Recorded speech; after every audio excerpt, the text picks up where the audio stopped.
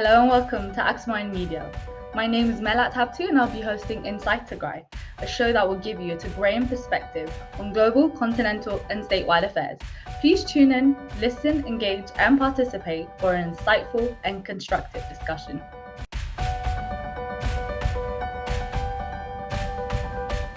If they don't feel any pain, I'm afraid we are not together. So you mentioned the apology. Interestingly enough, the last couple of days, that apology has been put forward again. And in fact, there's been millions offered for rebuilding, things like that, coming from the Orthodox Church. Now, these things that are being offered to kind of to dry the wound that has been created by, as you mentioned, by their own actions. How do you think? I mean, the Tigrayan Orthodox Church has, responded very strongly to that. But when it comes to other religious institutions, such as the Catholic Church, for example, the relationship between the Catholic churches in Addis and the rest of Ethiopia and Tigray, and even when during the times of the war, even the Eritrean Catholic Church had actually come out and said, this is wrong, and that we need to put humanity first. Whereas the Ethiopian Catholic Church had not said anything like that. Even Pope Francis had mentioned the fact that the Tigray war needs to come to an end and the suffering. So when it comes to the Orthodox Church, we see quite a lot of movement from Ethiopia, from the Ethiopian Orthodox Church, trying to somehow maybe throw finances, resources at the Tigrayan Orthodox Church, and trying to almost rectify the situation, like you said, not at the same scale that the crimes and involvement it had in the war. But do we see the same thing coming from the Catholic Church to that extent, or you think the Muslim leadership coming from Addis? Do we see that same kind of rhetoric? And if not, why? I think as a board member of Tigray Interreligious Council, I know something and I can say something, though they know better than I do because they are in that boat.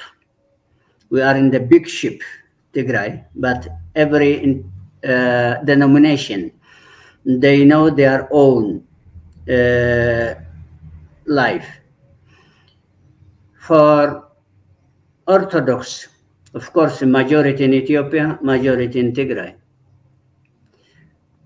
If Orthodox Church somehow wounded all religious institutions in Ethiopia will be somehow in problem. We know that because the tradition, entity, and the identity of the Ethiopian people, as well as Tigray people, is somehow in the Orthodox tradition. I live how that happened. Although Christianity introduced to Ethiopia before the division of Orthodox and the Catholic Church. I live that. Because the church, Christianity introduced to Ethiopia via Axum, was Christ's church. Because Christianity introduced to Ethiopia via Axum in 4th century. Separation occurred for 451. Chalcedon. That is 100 years after. So I leave that way. Let the scholars dig in and see the truth. So I think the money infused to Ethiopian Orthodox Synod was more than the money given to Orthodox Church in Tigray. I know that. not even as more than one diocese. The money which goes to Addis Ababa from Mekelle or from Aksum is more than the money which comes from Ethiopia. So money-wise, they will not lose anything. Anyway, if they think that the Orthodox Church in Tigray will be perished if there is no money coming from Addis, that is wrong. That is wrong. If they keep the amount of money they used to send to Addis Ababa, I am 100% sure that the Orthodox Church in Ethiopia will be overwhelming richer than the church in Addis Ababa. If peace comes, true peace, alone from Aksum, alone from Debra Abbay, alone from the monastery they destroyed at the west, and so on and so on and so on. Debra Dammo down to Gunde Gunde, all over. They will get plenty of money because they rely on people, on the faithful, not on the financial pocket of Addis Ababa. They are rich. What matters is identity, the way you feel it. They are the church, the religious congregation in Ethiopia. They have the institutions.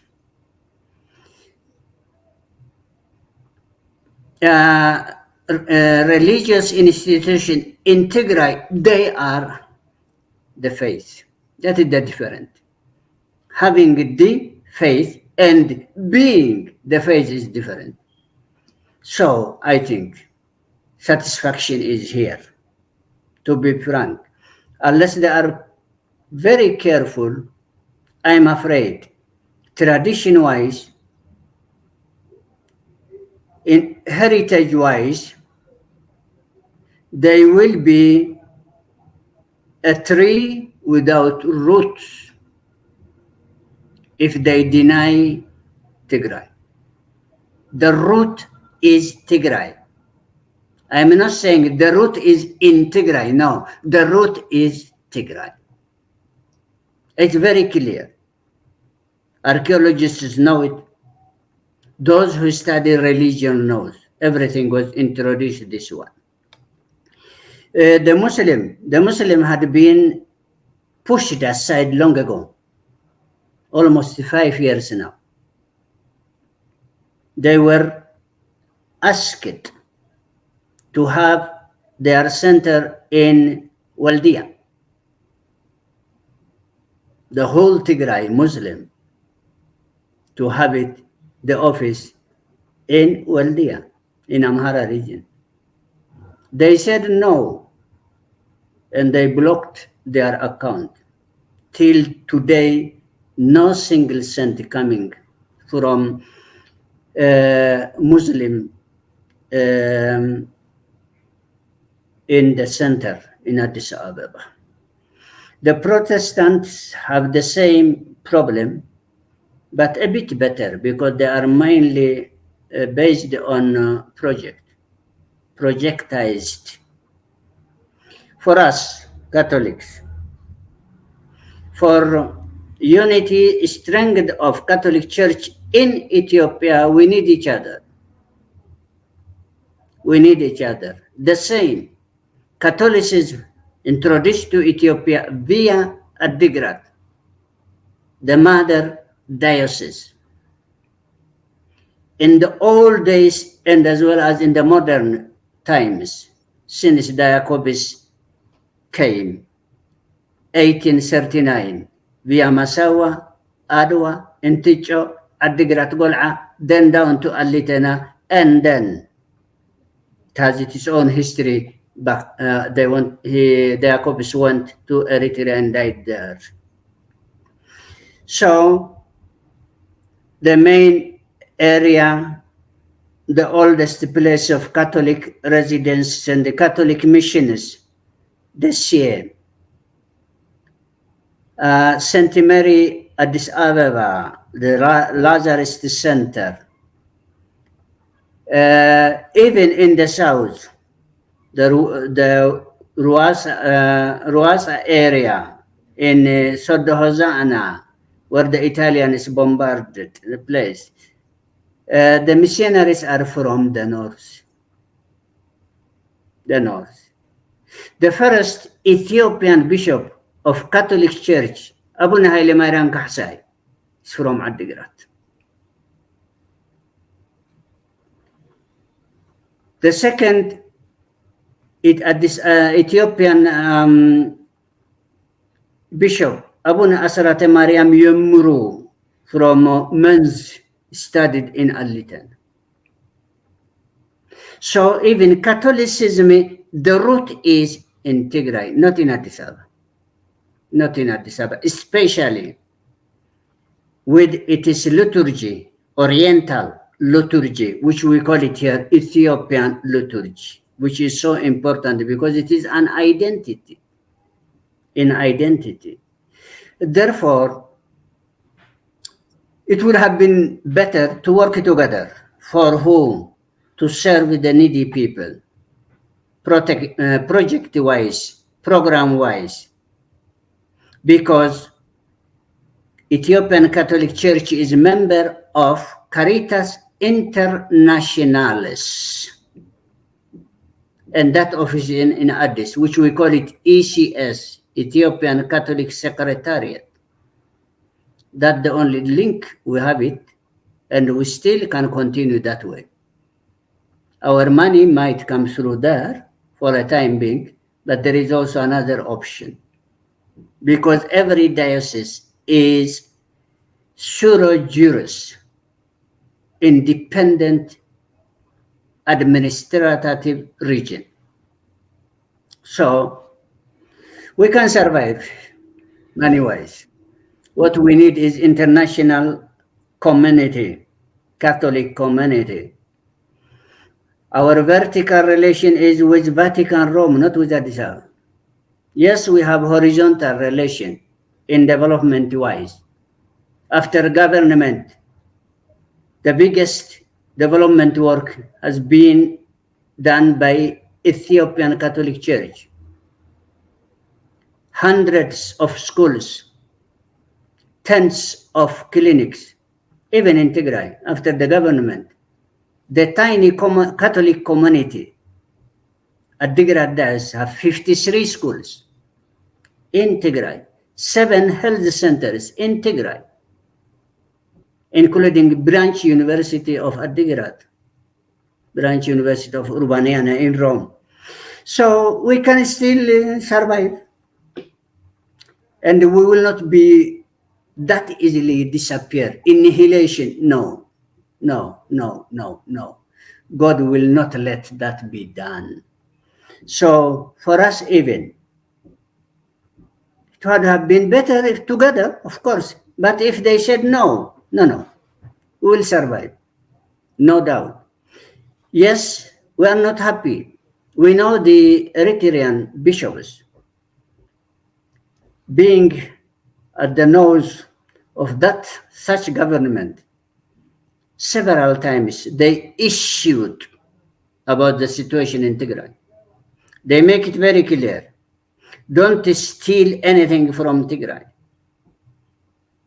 You are anathemized.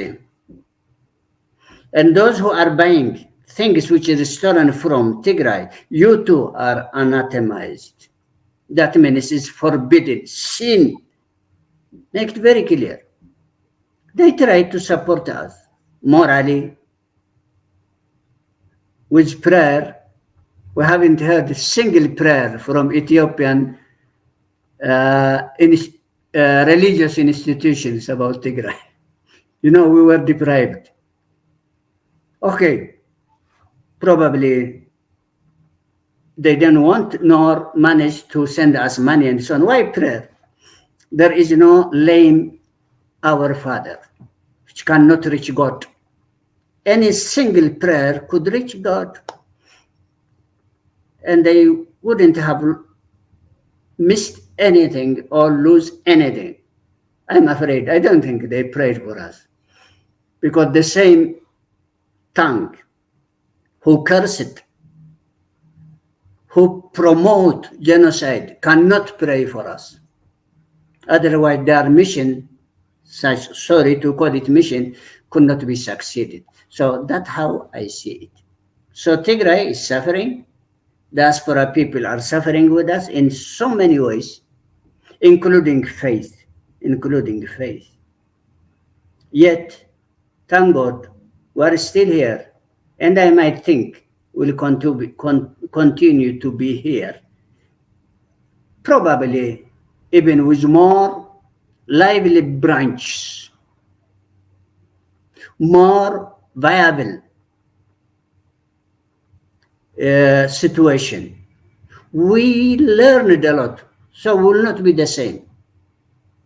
Will not be the same. We know what happened to us. We know how to get out of such situation. With very little support, I think we will be in a very good stage in the future, like in the old days. Everything was here, including the chair of Salama in Aksum, even the same missionaries within the country in Adigrat. We will be all right, I think, because the tree is there in a very fertile land, plenty of manure and water. And I hope uh, clean water, we will survive. More than survive, I think we will live. That's how I see it. Yes, that was a very encouraging, especially the last couple of statements, very encouraging, I think, for a lot of us, especially in the diaspora, that are very worried about, the condition of, the IDPs, the regular people who may not, who may not have incomes and all these different things. But like you said, Abadum, there's so much, a lot of the roots we always forget that we have in Tigray are the reason why we will survive, because we don't have to rebuild from scratch. Everything is rooted in Tigray. All we have to do is cultivate it and make sure that it grows in the right way, right? So I think amazing statements from you, very encouraging for a lot of us in the diaspora. And just the conversation that we've been having, we've been talking about the moral decay, right, of the religious institutions in Ethiopia, and how that has severed our relation in terms of Tigrayans, the faithful Tigrayans who follow different faiths, have had to sever their relation within that faith, with the Ethiopian institutions. And just coming back to, you mentioned the reasons why we've been made to do that. It was not because of we chose to do so, but because of the moral decay.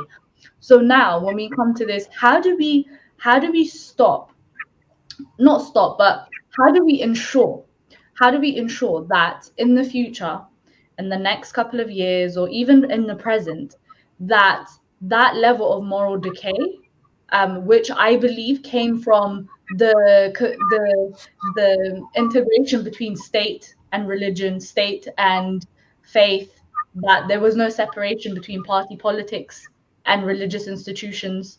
They were so mixed up that the government was essentially kind of dictating religious institutions.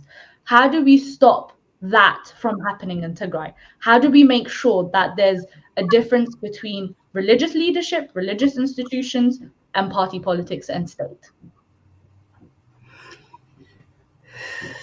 Yeah, when we look back in history, there was time of seizure of papism. The church and the politics became one. Unless religious institutions in Ethiopia be careful and see themselves and examine their mission, there is possibility of being mixed up, pulled and pushed by political body, and that can easily dismantle, not only divide, dismantle the institutions. which I don't wish for Ethiopia. So they have to work hard, understand the situation, check themselves, check their relationships, check also the momentum where the thermometer is with the political body. And they have to opt to be siding with the people, not with the politicians. They have to be voice of the voiceless, because they have so many resources, historical resources in the monasteries, and they have to see what contributions religious institutions in the life and the history as well as politics of Ethiopia. If just they see themselves as a hunting dog or as a house dog, when they said, has, then if they bark, if they are told, no, keep quiet, if they keep quiet, no, they are going to become slaves. The constitution of the country gave us right to be ourselves. I know there is common area. The common field is Ethiopian people. But the so-called chosen seat, it depends. What politicians show in that field should not be the same with what religious institutions show in the field. They have to choose what kind of seed they have to sow on the human beings. Moral issue, ethical issue of civics. The government talks about civics. Yes, civics teach us how to love our history, our country, which I'm afraid now it is a bit out of way. But ethics tells us what is right and what is not right, what must be done and what must be avoided. And that seems remained for the religious institutions. If we are silent in that way, we are no more shepherds. We are probably, sorry to say it, but we are foxes eating the sheep instead of watching and keeping safe the sheep. So in that way, probably talking about religious institutions of Ethiopia, we shouldn't forget ourselves. You might ask me, what about yourselves? What have you been doing? What are you doing? What you have planned to do? Religious institutions in Tigray. That is the right question. I know you will have it in your mind. Because it is not our business, is not only pointing our fingers in our brothers and sisters there, here. For us, I think, as today is, you remember, I remember now, today is International Reconciliation Day, isn't it? Yes, 7th of July. So we are ready for forgiveness and for reconciliation. If anybody is ready to ask forgiveness, you can forgive unless somebody asks for it. To ask for forgiveness, they have to admit their wrongdoings And there are plenty. If they don't know, we can remind them, We can remind them. Because the one who is wounded never forget. The one who caused the wound could be easily forget. We can forget it, but we can forgive it. And that's what we are waiting for. We are suffering as religious leaders in Tigray. We know we are not doing what we must do it. That means building peace and reconciliation. That is our job, not government's job.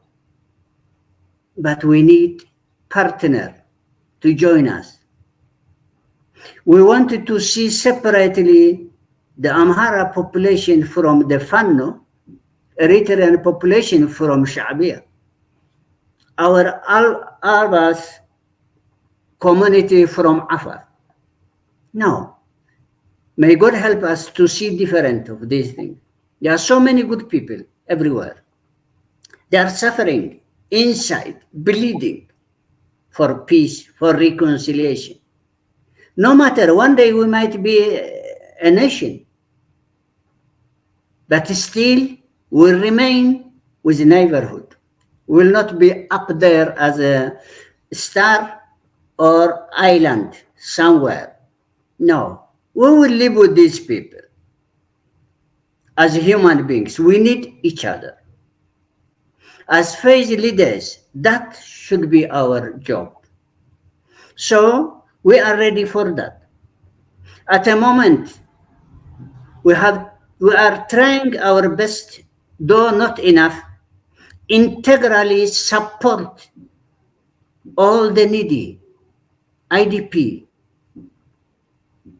traumatized people, wounded in war, and so on and so on. We have plenty of work to do within Tigray. Reconciliation of neighborhood, even at homes. It is divided community. We have it because of war. Because for the identity of Tigray, for the dignity for Tigray, so many youngsters have been armed and fought. And we lost so many.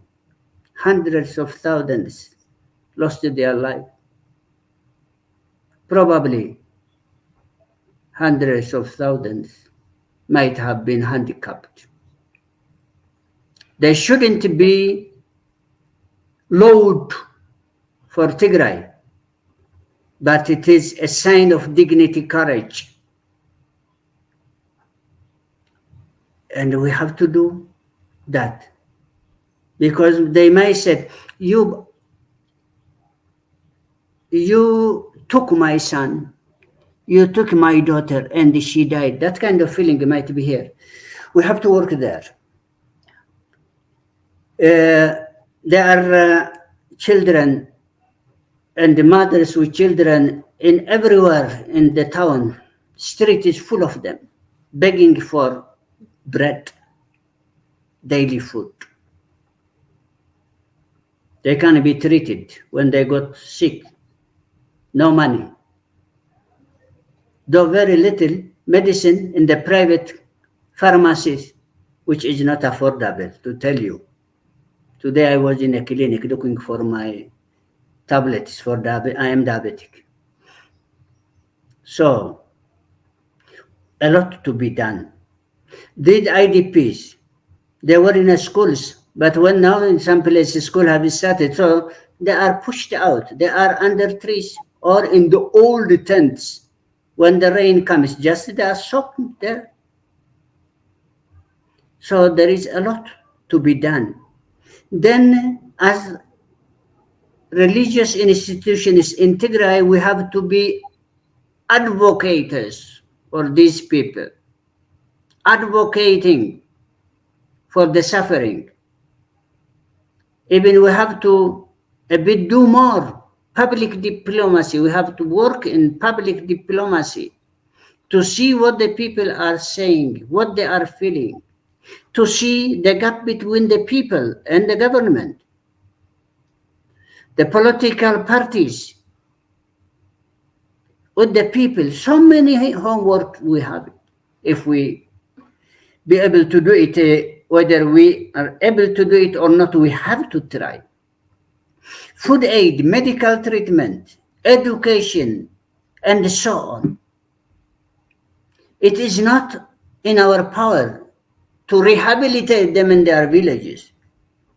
This is Tigray government's responsibility. But to free the land is not even Tigray government's responsibility. That is not what is signed in Pretoria. The central government, according to the constitution, has to manage those invaders to get back to where they were before the war. That also with the supervision of the international community, though they failed so far. Then, with the government, the religious institutions in Tigray, we have to do our best to resettle these people back in their place with basic needs, clinics, schools, basic needs, items, food, till they get something from their own land. Though I am afraid the rainy season has gone already. We are just at the very end of Sene. Today is Sene Salasa, which is 7th of July. Then probably after that, reconciliation, peace building based on justice will be our homework. But now there's so many displaced people abroad in the Sudan, some were hidden in Ethiopia, probably. We will not know them now. It is not conducive situation they are living in. They have to go back to their place. They are not yet, the news is not yet openly breaked. Who died? Who is wounded? That's another. We have to look after those who are wounded. Even today, I'm sorry to say it, several IDP have moved from the very nearby Afar region. That means something is going on. Today, we had enough of IDP, but still we are getting. We are getting after 8 months and 7 days after Pretoria Agreement, still people are displacing. Still women are raping. Still youngsters are disappearing. So, again, international community failed. That's why sometimes I feel, where the hell is international community? I hope I will not say that to God. No, I will not say. He will not allow me. Where the hell is God? No, no. My sisters, my daughters have said when they were raped by 10, 20, 50. We had enough of that. So many work to be done, and hopefully identify and act according to the Constitution. What separates and what is our common ground with the government. Yeah.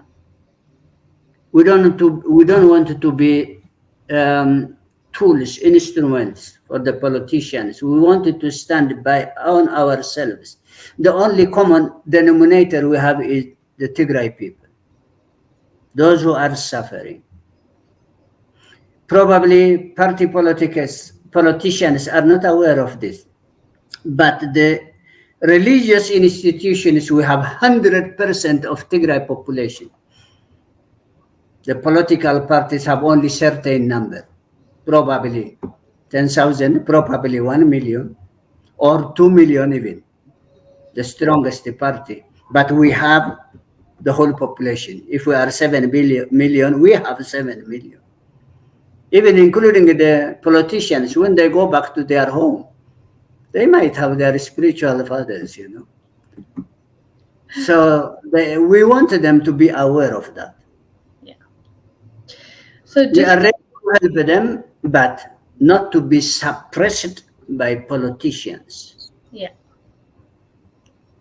Yes, I couldn't agree more. Just to like get towards the end of our discussion here, I wanted to ask you, um, in two different parts. I'm going to separate the question in two different parts. One, Okay. as Aba Teum, who's the leader and a part of the Tigray Interreligious Council, and two, as Aba Teum, who is an ordinary Tigrayan. So, from these two perspectives, what message do you have for one, the diaspora, and two, just the international community and allies of Tigray in general? Yeah, as Abbat an old priest who is interested in humanity's welfare,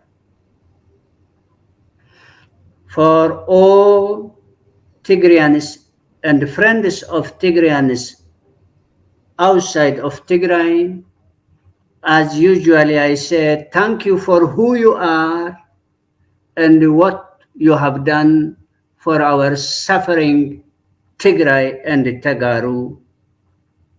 And please pray as much as you could, support the needy as much as you could.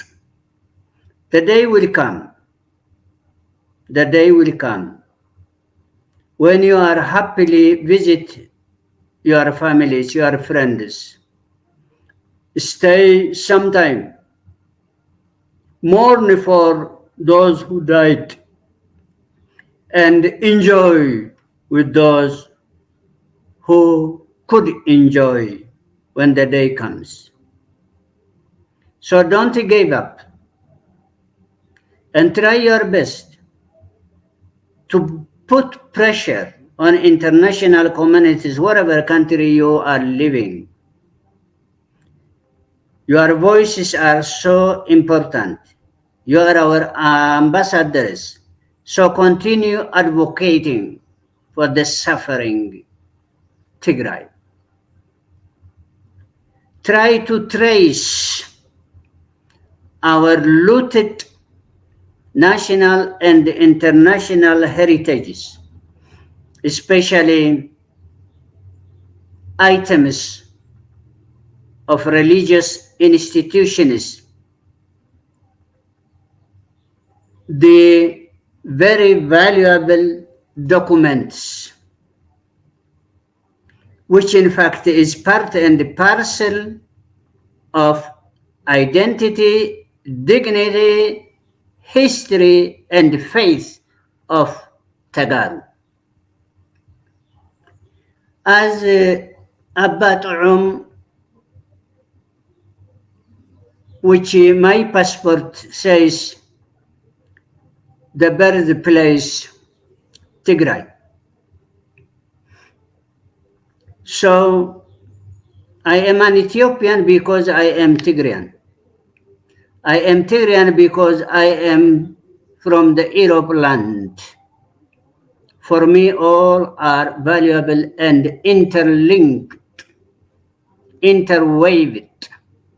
I can't see a Bat'um of Europe living a Bat'um of Tigray. So, as an old man, one, please, people in diaspora, don't call your brothers, sisters, and friends to be part and parcel of